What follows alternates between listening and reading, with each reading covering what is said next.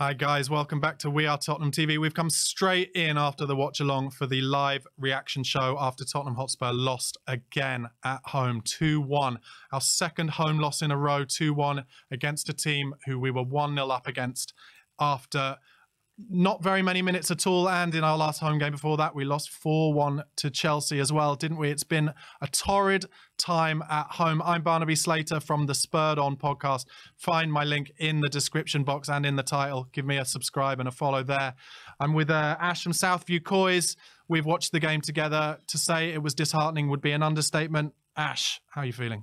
Oh, absolutely gutted to know that we had it in the palm of my hands. And it's not like they played well. If they played well, they played through us, or they got the set piece and they undid us that way, I could take it. Yeah. But the very fact it was our own mistakes that let them back into the game, and then eventually it was our own undoing that made them win the game. And the narrative is as well now that masterclass from Moyes. Was it really? Like, this is what makes me sick and tired, because then all of a sudden the narrative changes, the mood changes. All the fans are saying, "Oh, you know, we didn't win because of this, we didn't win because of that." If we just took our chances, and maybe this is becoming a theme for our season, is it like Spurs can't put those chances away? Do we need to be a lot more clinical? Of course we do. We do. First 10 minutes, if you survive against Spurs, then you'll end up, getting a result out of them. I don't want that to be the case. We clearly are lacking in certain departments. We're still not 100%, but there are no excuses in terms of squad, because we've got Romero back, Basuma's back, both fullbacks are there. We had Johnson, Kulu and Son up front, and that was the team more or less that started the season. So we're running out of excuses here. Yeah, it's really hard to take. It really is. Once again, we go 1-0 up. Remind me of that goal in the first half. It's almost hard for me to even remember what happened. Oh, yeah. So long ago. It was so long ago. It was literally, I can't even remember. I can't even remember either. All I can remember. I'm so depressed. My memory has blocked it out. all I remember was like a lucky deflection, and it just broke to Bowen.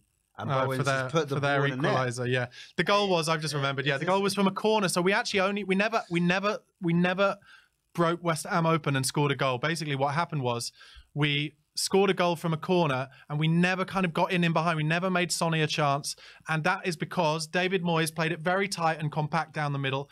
Let us get it out wide, knowing that we wouldn't play the ball into the box because we don't have a threat in the air until Richarlison comes on, and knowing that realistically, other than that one Richarlison chance that we had, even then Zouma and players like Souček and Koufal and Aguerd are going to win a lot of the headers anyway, even if we do start playing some crosses in the box. And I think West Ham, like, other than that first 20 minutes when we were kind of ripping them apart and getting to the byline and getting some chances across the box, we never made Sonny a chance. And that's where our most dangerous stuff has come this season. And I know you're saying there are no more excuses. I agree, no more excuses, but we are lacking creativity, and the moment he took Lo Celso off, there must be something wrong with his fitness, because we then stopped making any chances whatsoever. And I think it gave West Ham a boost as well. Knowing that our most creative player comes off means that they get a boost like that as well, and they're able to pick us off. I said it before. You heard it in the stadium. It went flat. Yeah. It went flat. And I couldn't defend it. I literally couldn't. I said, listen, like, the gloves are going to be off now. If we don't win this game and we end up losing because of this, I know how a fan base works. Do you know what I mean? It's almost like one decision after another. I mean, I talk about that Richarlison chance. That was a massive chance. I looked at you. I was like, I don't know. Should he be scoring that? Or am I being too harsh there? Or well, Harry Kane scores it. Yeah, I mean, like, if he scores that goal, this is at 1-1, then I think we win the game. I agree. So what more can I say? The second goal, can we go into that? I mean, that was just... Take us through the second goal. A detonation, like a bomb. Like, when you just press the red button. Literally. The pass back from Destiny. Yeah, he just, I don't know. Because like, looking at the highlights, I think he actually does turn back and look. I think that'll be a situation where Ange is like, don't pass it back, mate. Especially not if you're going to pass it back and do it like that. Try and play forward. Do what Basuma did against Man City. But it was a comedy of errors, because then I think Vicario, I think he thought he was going to be second to the ball. But Yeah. actually, he got there before Bowen, and Bowen, you can see, was pulling out of the challenge. Yeah. And if he'd gone with his feet, I don't think it would happen. I think that has to go down as Vicario's first mistake of the season. Yeah, And it's not like a clanger. And then in classic, like, do you know what? I'm not going to just say in classic West Ham fashion. In classic fashion of one of those kind of smash and grab games, the luck falls your way, doesn't it? Yeah. It's not like fortune favors the brave. It's like the luck falls your way. And actually, when we had Conte, and let's not forget when Conte, I'm not saying I want Conte back, but when Conte left, he left after that Southampton game where if we'd held on, we would have been third in the league. Yeah. But a lot of the games we were winning were exactly like that. Sit on your 18-yard line, find it very difficult for other teams to break you down, smash and grab, and get a bit of luck. But we didn't get any luck. Do you want to know what's funny? I think by this time last season, I think we're like 4 points better off. Yeah. I'm not surprised. Well, and that's what I mean. Well, we've lost 4 and drawn 1 of our last 5, haven't we? Perception is everything because the fan base was so like uplifted. Yeah. And we were just, even before we even started this game, look how we were talking. We were full of energy. Like by the end of the stream, like I was hardly saying anything. I know. Do you know what I mean? Yeah, I was out of words to say. I didn't know what to, I couldn't really hide it, like my disappointment. I know you couldn't. Is there something to be said for that kind of, you know, the pattern of our first 20 minutes being incredibly kind of gung-ho, high energy, high press. When it gets to 60 minutes, we look leggy. Yeah, but again, I just think clinicalness. Yeah. Like you score a goal in those first 20 minutes, then it's like a case of how many can we score? Do you know what I mean? I agree.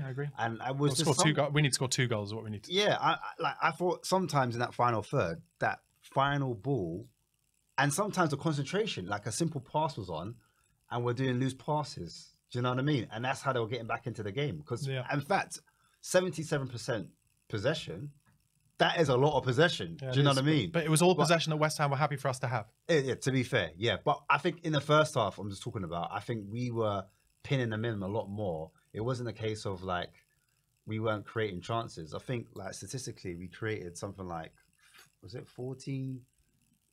10 shots in the second half. In the first half, 13. So we had a total of 23 shots. But to be realistic, we never made Fabianski make difficult saves. No. We never got in behind them at all, like centrally. Yeah. Like, yeah, we did a few times to the byline. And I think a lot of it feels like we were playing into Moyes' hands. It really does. And, and I'm not suggesting, in case I'm angering a lot of Spurs fans, which I'm probably not, because I feel like they're probably feeling the same way. But I'm not suggesting that he had a lot more options to do anything different. But maybe maybe Richarlison wasn't able to come on any earlier. But when we made chances when we got some crosses in, actually, towards the end. But look, it's very difficult. It's really difficult to know what we could have done any differently. We didn't have any luck, and they had all the luck. It's like what I said. They're going to want to keep a narrow, low block because they know we like to play through the middle. Yeah. They know that. Yeah. And so I said it's going to take some of our players doing something slightly different, moving around and maybe being a little bit more fluid. And actually that chance that hit the post in the first half was off the back of Lo Celso pulling off towards the left. Do you know what I mean? Johnson going in behind in that central area. And then that's when we looked a bit more dangerous. In every one of these games we've lost in the last 5, it's been that there have been some little small margins like that. If that goes in off Zuma, we're 2-0 up going into halftime, we win that game. I'm sure of it. Whereas if the Vicario thing doesn't happen, if the shot that they have that deflects off 2 of our defenders doesn't go straight to Bowen, we win the game. Correct. And it's just not falling our way at the moment.